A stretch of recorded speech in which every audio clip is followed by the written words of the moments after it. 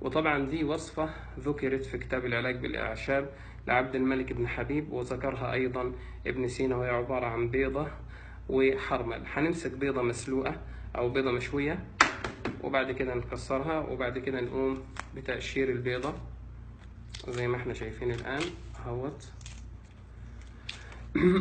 بقشر البيضة ديت.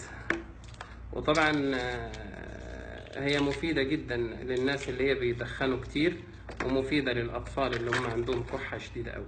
ونمسك حرمل، يفضل ان الحرمل يكون مطحون، بخلاف الحرمل اللي موجود عندي فهو حصى، ولكن يفضل ان هو يكون حرمل مطحون. والبيضة طبعا يفضل ان هي تكون نص سليق، يعني مسلوقة نص نص. ونمسك البيضة ونخلطها بالحرمل كده اهوت.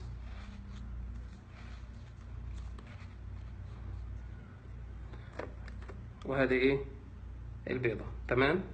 وبعد كده ناكل البيضة ديت يوميا على ريق النوم لمدة طويلة جدا، لحد ما تختفي تماما الأعراض اللي هي بتاعت السعال الكحة الشديدة، أو يختفي البلغم. وعلى فكرة الوصفة ديت مجربة. ونقول بسم الله.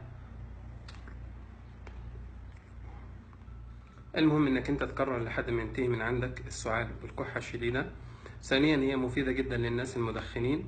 والحرمل سبحان الله بيدخل في علاجات كتيرة جدا، منها الصرع، ومنها انتفاخ البطن، ومنها سلس البول، ومنها آلام البواسير، ومنها أيضا تساقط الشعر. والحاجات دي كلها هننزلها في وصفات قريب جدا. لو عجبك المقطع ما تنساش تضغط لايك وتدوس سبسكرايب وتشيره لأصحابك وأصدقائك. وجزاكم الله خيرا على حسن المتابعة.